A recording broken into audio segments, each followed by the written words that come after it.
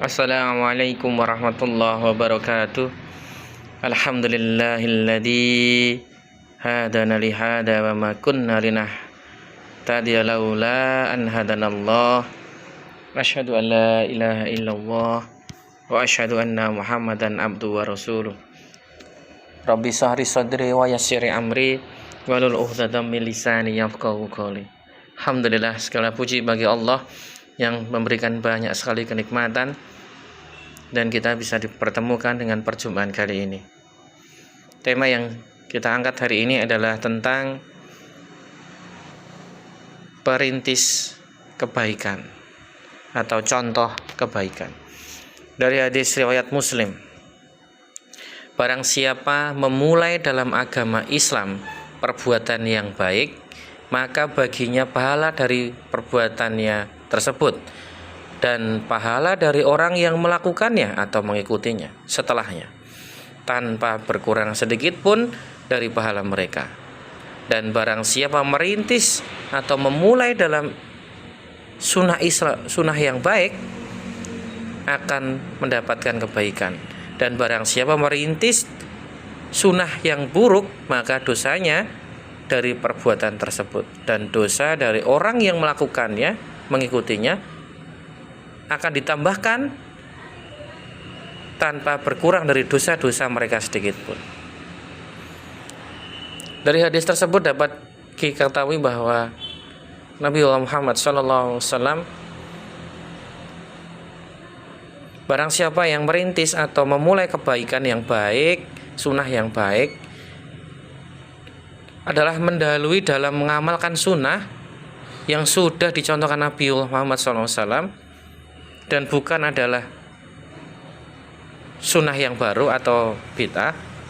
Ini adalah suatu kebaikan.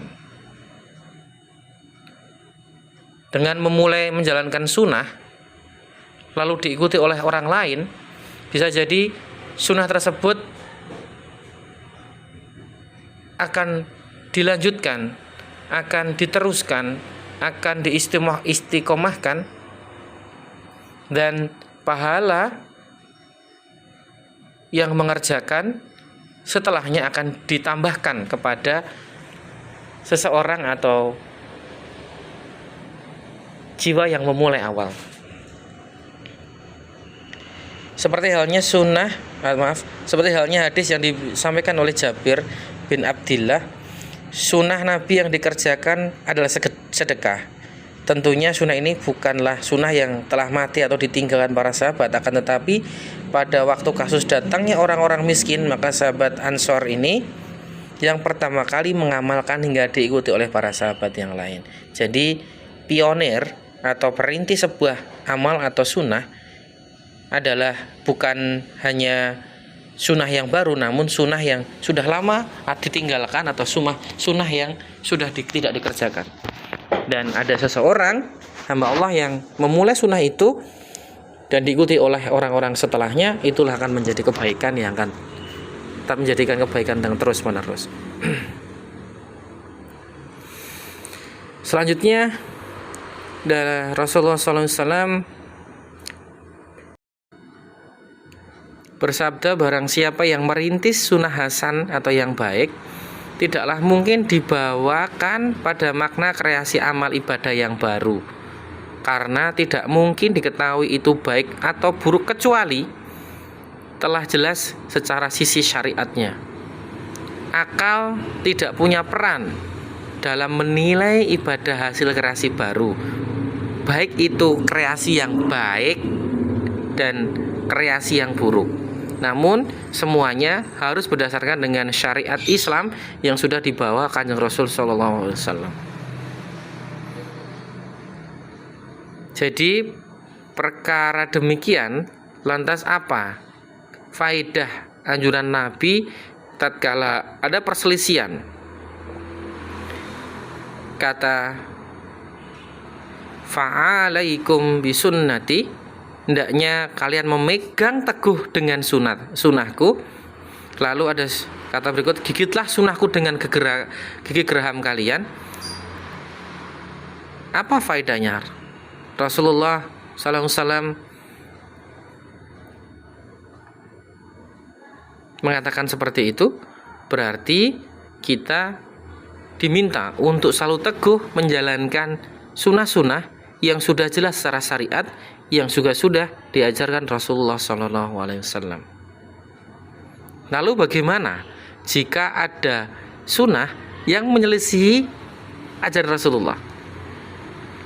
Dalam surat An-Nisa 115, dan barang siapa menentang Rasul sesudah jelas kebenaran baginya dan mengikuti jalan yang bukan jalan orang-orang mukmin, kami biarkan ia leluasa terhadap kesesatan yang telah dikuasainya, dan kami masukkan ia ke dalam jahanam, dan jahanam itu seburuk-buruk tempat kembali. Ini adalah ancaman untuk orang-orang yang enggan terhadap sunnah Rasulullah SAW, namun malah menentang dengan sunnah Rasulullah SAW.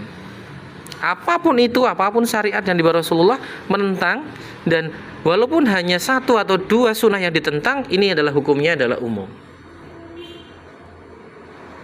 Lalu ada surat Al-Hujurat ayat pertama adalah, hai orang-orang yang beriman, janganlah kamu mendahului Allah dan Rasulnya, dan bertakwalah kepada Allah, sesungguhnya Allah dan maha mendengar dan lagi maha mengetahui. Ini ada juga larangan untuk mendahului perintah atau syariat yang dibawa Rasulullah SAW. Kita harus berada di belakang, di derek kanjeng Rasulullah SAW. Tidak boleh membuat sesuatu ibadah yang baru, dan itu pasti hanya sekedar akal saja yang bermain. Dan ditutup dengan surat Asy-Syura ayat 21, apakah mereka mempunyai sesembahan selain Allah yang mensyariatkan untuk mereka agama yang tidak diizinkan oleh Allah? Sekiranya tidak ada ketetapan yang menentukan, tentulah mereka telah dibinasakan, dan sesungguhnya orang-orang zalim itu akan memperoleh azab yang sangat pedih. Inilah ketentuan bahwa yang membuat syariat itu adalah Allah, yang diperintahkan diturunkan langsung ke kanjeng Nabi Muhammad SAW, dan kita wajib untuk mengimaninya. Bukan malah kita membuat ibadah baru, dan itu hanya akal saja dan prasangka saja yang kita mainkan. Semoga kita tetap dijaga oleh Allah hati kita untuk berada dalam jalur sunnah ini. Allahumma arinal haqqa haqqa warzuqna tibaa, wa arinal batila batila warzuqna tinaba. Amin amin ya rabbal alamin. Assalamualaikum warahmatullahi wabarakatuh.